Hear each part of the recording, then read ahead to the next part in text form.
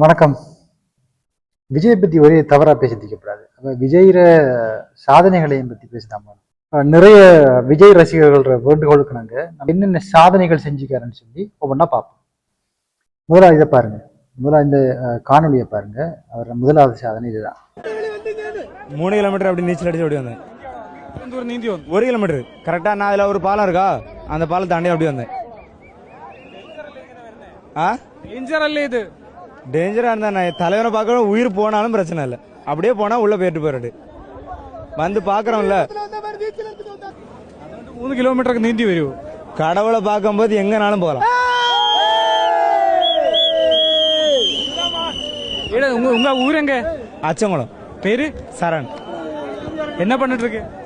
வேலை போயிட்டு இருக்கேன், கூலி வேலை போயிட்டு இருக்கேன். போகல. சாக்கடை என்றது இங்க இந்தியாவில் இருக்கிற சாக்கடைகள்ல கூவத்துல எல்லாம் டாய்லெட் கழிவுகள், கிச்சன் கழிவுகள், அதுகள் அசிங்கம் தான் போகுது. அந்த அசிங்கத்துல ஒருத்தர் நீந்தி போய் விஜயை பாக்குறான்னு அப்படின்னு எவ்வளவு ஒரு அசிங்கம் பிடிச்சவனாய்ப்பா. கழிவுகள், இப்படியான கழிவுகள் தான் ரசிகர் என்ற பேர்ல உருவாக்கி வச்சுக்காரு. நிறைய இலங்கையில நிறைய ரசிகரோட நான் ஆர்கியூமெண்ட் பண்ணிக்கிறேன். அப்படி ஒரு கழிவு சிந்தனை உள்ளாகலாம் இவங்களை போல இவங்கதான் இந்த கழிவு அந்த சாக்கடைக்குள்ள நீந்தி போகணும் விஜய் பாக்குறதுக்கு என்ற ஒரு கூட்டத்தை தான் உருவாக்கி வச்சுக்காரு விஜய். விஜய் ரசிகர்கள் ஒட்டுமொத்த விஜய் ரசிகர்கள் நினைச்சுக்காங்கடா தலைக்குள்ள மண்டைக்குள்ள இருக்கிற மூளையை கட்டி பின்னால வச்சுக்காங்க. பின்னால வச்சுக்காங்க. அவன் மூளையை தலைக்குள்ள வச்சு ஜோதிச்சாண்டோடும் அவன் மூளை என்ன செஞ்சா அதுல கிருமி பட்டு பழுதா போயிடுச்சு, வேலை செய்தில்லை ஒழுங்கா. முக்காவாசி விஜய் ரசிகர்கள் இப்படிதான் இருக்காங்க. அறிவை மூளையை யோசிக்கிறல்ல. இப்பதே இப்படி ரசிகர்களை உருவாக்கி வச்சுக்காரண்டா இவர் சிஎம்மா வந்து தரண்டன்னு நடக்கும். ஒட்டுமொத்த ஜோம்பி கூட்டமும் இந்த நாட்டை அழிச்சு போட்டுரும். 2வது சாதனை இது மிகவும் உன்னதமான சாதனை, எவருமே செய்யாத சாதனை. தேர்தல் ஆணையத்துல சொத்து சமர்ப்பிக்கணும், வேட்புமனு தாக்கல் செய்யக்கூடாது. அதுல மகனுக்கு இவ்வளவு கடன் கொடுத்தேன், மகளுக்கு இவ்வளவு கடன் கொடுத்தேன், பெத்த பிள்ளைகளுக்கு செலவழிக்கத எழுதி வச்சு அதை கணக்கு பார்த்து கடனா கொடுத்திக்கிறேன்னு சொன்ன முதல் தகப்பன்னு வர்றான். இது சாதனையா இல்லையா? 2வது மிகப்பெரிய உன்னத சாதனை. கட்டின மனைவிக்கு சாப்பாட்டுக்கு செலவுக்கு கொடுத்ததெல்லாம் கடன். மனைவிக்கு கொடுத்த கடன் விளவு 2ஐயும் மன்னிக்கலாம். பெத்த தாய்க்கு கொடுத்த காசு யாராவது கடன் எழுதி வைப்பாங்களா?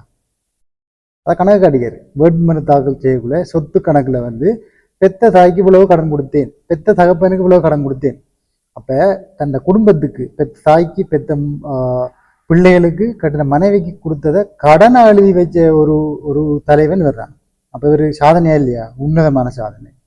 3வது சாதனை நான் ஏற்கனவே போன காணொலியில சொல்லிக்கிறேன். பெத்த தாய் தகப்பன்ல வழக்கு போட்டது. பெத்த தாய் தகப்பன்ல வழக்கு போட்டு அவங்கள கோர்ட்டு கேஸ் ஏத்தி இறக்குனேன். எந்த பிள்ளை அதை செய்யுமா? சாதனையே இல்லையா? அது சாதனை தானே. சாதனை. அது 3வது சாதனை அப்படின்னு சொன்னா, பெத்த தகப்பனை விடுங்க, தகப்பன்ல ஏதோ ஒரு கோபத்துல பண்ணலாம். பெத்த தாயில யாராவது வழக்கு போடுவாங்களா?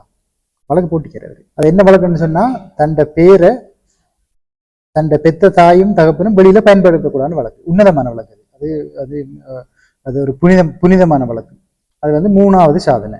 4வது சாதனை என்னன்னு சொன்னா, தண்ட மனைவி உன்னோட வாழையிலாது, பல வருடங்கள் வாழ்ந்த மனைவி வாழையிலா, இவரோட வாழையிலா, எனக்கு இவர்கிட்ட விடுதலை வாங்கித்தாங்க என்று சொல்றதும் சாதனை தான்.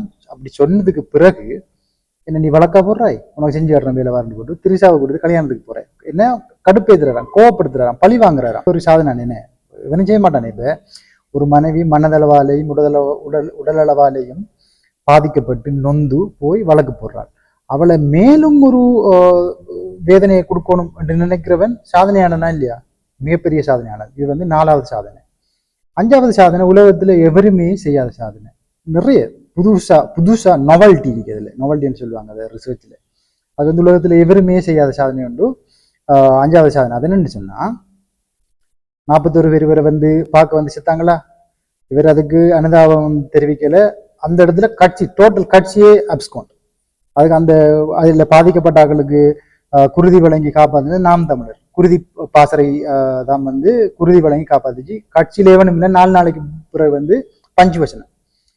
இதுல என்ன சாதனை என்று சொன்னா, அந்த 41 குடும்பத்தையும் நீங்க ஒரு ரிசோர்ட்டுக்கு வாங்க, ஜாலியா நான் ஆறுதல் சொல்றேன் உங்களுக்கு.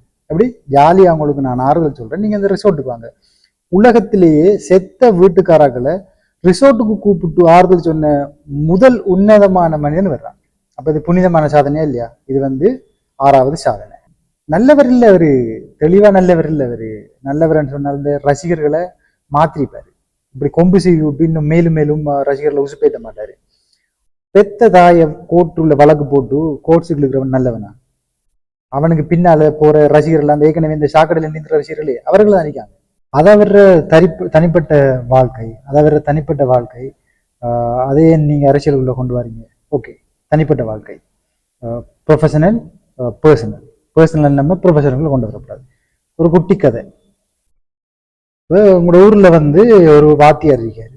அவர் வந்து பொம்பளை பொறுக்கி, நிறைய பொம்பளை கேஸ் அவர்ல வழக்கெல்லாம் இருக்குது. ஆனா நல்லா படிப்பார். ப்ரொஃபஷனல்ல அவர் அடிக்க ஆலையில் நல்லா படிப்பார். அவர் படிப்பிச்சா A level பாஸ், +2 இந்தியாவில் +2 பாஸ். அப்ப உங்களோட மகளை A level படிக்கிற உங்களோட மகளை கிளாஸுக்கு இண்டிவிஜுவல் கிளாஸுக்கு அனுப்புவீங்களா? ஏன் ப்ரொஃபஷனல் வேற, பர்சனல் வேற தானே. ஓகே, வைத்தியர் ஒரு அழிக்காரு ஊர்ல. அவரும் விமனிஸ்ட். அவரும் பொம்பளை விஷயத்துல கொஞ்சம் மோசமானாலும் நிறைய வழக்கு, நிறைய பிரச்சனைக்கு, ஆனால் நல்ல டாக்டர், விஓஜி. உங்களோட மனைவிய, உங்களோட அக்காவை, உங்களோட தங்கச்சிய நீங்க அவர்கிட்ட செக்கப்புக்கு, மெடிக்கல் செக்கப்புக்கு அனுப்புவீங்களா? ப்ரொஃபஷனல் வேற, பர்சனல் வேற தானே. அனுப்ப மாட்டீங்க தானே. பர்சனல் தான் ப்ரொஃபஷனலை தீர்மானிக்கும். அந்த ஒரு ஒரு ஒரு ஆளை இண்டிவிஜுவல் அனுப்புறதுக்கே இவ்வளவு யோசிக்க, நம்ம மொத்தம் ஒரு நாட்டை ஒரு பிள்ளையான ஒரு தவறான ஒரு ஆள்கிட்ட தூக்கி கொடுத்தா என்ன நடக்கும்? எல்லா விஜய் ரசிகர்களும் யோசிச்சு பாருங்க. உங்களை அவர் மேனிப்புலேட் பண்றாரு. பத்திரிகையாளரை சந்திக்கல நீங்க கோலைண்டா, தமிழ்நாட்டில் இருக்கிற ஒவ்வொருத்தனும் கோலை, ஒவ்வொருத்தனும் விஜய். நீங்க கட்டின மனைவியை விட்டுட்டு வேறொரு நடிகையோட ஊர் சுத்திட்டீங்கன்னு சொன்னா ஒவ்வொருத்தரையும் கேவலப்படுத்துறீங்களா? நீங்க ஒவ்வொருத்தரையும் இது பண்றீங்க. தமிழ்நாட்டுக்கு அப்படி போல மாத்தி விடுற தற்குறி உன்னையும் யோசிக்காம செய்யலண்டா. தமிழ்நாட்டில் இருக்கிற ஒவ்வொருத்தரும் தற்குறி என்று கேவலப்படுத்துறீங்களா நீங்க? அப்ப உங்களை அவர் கொம்பு சேவை விடுறாரு, உங்களை மெனிப்புலேட் பண்றாரு. அதை விளங்கி கொள்ளுங்க. முதலாவது விஜயோட 15 வருஷம் இருந்த ஒரு உதவி செய்யற, சாப்பாடு வாங்கி கொடுக்குற, ஆடைகள் அதில் எடுத்துக்கொண்டு கொடுக்குற, கைக்குதவியா வச்சு கொள்ற ஒரு ஆளை உதச்சி அரைஞ்சி அவரை அடிச்சு அவனுக்கு நெஞ்சு வருத்தம், அவனுக்கு நெஞ்ச ஓப்பன் சர்ஜரி பண்ணிக்கிறாங்க. ஆனா அதுக்கு ஒரு ரூபா காசு கூட உதவி செய்யலை. நீங்க விஜய், நான் செல்வம் நைட்டு 12 மணி, யாருமே கிடையாது. காக்கா சவுண்டு கூட உள்ள கேட்காது. உள் ரூம் இருக்கு. உள் ரூமில் சாப்பாடுலாம் ரெடி பண்ணி வச்சுட்டு வெளியில் டைனிங்கில் சாப்பாடு பக்காவாக ரெடி பண்ணி, அவர் வந்து எடுத்து சாப்பிட்ற மாதிரி ரெடி பண்ணி, எப்போவுமே அப்படி தான் பண்ணுவேன். எல்லாம் சுத்தமாக ஆகும். பார்த்து வைப்பேன். ஸ்பூன் முதல் 10 தானே தொடச்சி வைப்பேன். அவ்வளோ மெயினாக வச்சுட்டு நான் வந்து இப்படி உட்காந்துருக்கேன். உள்ள சார் இருக்கார், விஜய் சார். அவர் ஏதோ ஃபோன் வந்துச்சு சொல்கிறது, சத்தம் போட்டு பேசிகிட்டு இருந்தார். இது வெளியில் ஸ்லம்ப் ஏரியா, அதெல்லாம் டாம் டூம் சவுண்டு கேட்குது. நான் கதவை சாத்திட்டேன். யார்கிட்ட பேசியிருக்காருன்னு தெரியல. அது தெரியல. சரி, யார்கிட்ட பேசினாரு, ரொம்ப கோவமாக பேசினாரு. அது நம்ம வேற எதோ திங்க் சாப்பிட்டா என்னன்னு தெரியல. சரி, அது ஏதோ என்ன தெரியல. பேசி முடிச்சிட்டாரு. டம்முன்னு கதவை அடிச்சுட்டு வந்து உட்காந்து சாப்பிட்டாரு. சாப்பிட்டுட்டு அந்த டென்ஷன் கண்ணெலாம் கலங்கி பயங்கர எமோஷன் எங்கேயோ போயிடுச்சு. அவ்வளோ கோவம் எங்கள் கண்ணில் தெரியுது. அவர் கோவம் எனக்கு. சாப்பிட்டுட்டு எல்லாம் சாப்பிட்டு முடிச்சுட்டு எந்திரிச்சாரு. இப்படின்னா அவருக்கு அந்த இது அந்த அந்த முடி அமகமாகவே இருக்கார் அவர். அன்னைக்கு ஒரு நாள் இருந்துச்சு அது மாதிரி இருக்குன்னு. இது என்ன அப்படின்னா, சார் ஒன்றும் இல்லை சார் அப்படின்னு ஒரு அறை விட்டார். உங்களை அடிச்சிட்டாரா? அடிச்சிட்டார். நீங்கள் விஜய், நான் செல்வம் நைட்டு 12 மணி, யாருமே கிடையாது. காக்கா சவுண்டு கூட உள்ளே கேட்காது. 2 பேர் தான் நிற்கிறோம். சோபாவில் போய் பொத்துன்னு விழுந்தேன். திகைச்சிட்டேன். ஏன் நம்மளை அடிக்கிறாரு? நம்ம ஒரு தப்பு பண்ணலையே. என்னன்னு யோசித்தேன். திரும்ப யோசிக்கிறேன். நைட்டு 12 மணி. அப்படியே கண்ணாடி, இதே கண்ணாடி தான் எடுத்து போட்டுக்கிட்டு திருப்பி அந்த கீழே இதெல்லாம் எடுத்து வச்சுட்டு திருப்பி எட்டி உதைச்சாரு. விஜய் உருவாக்குன ரசிகர்கள் எப்படி இருக்கான்னா, விஜயோட வளர்ப்பு எப்படி இருக்கா, இப்படி சாக்கடைகள் நின்று வளர்ப்பு, சீமாண்ட வளர்ப்பு எப்படி பாருங்க.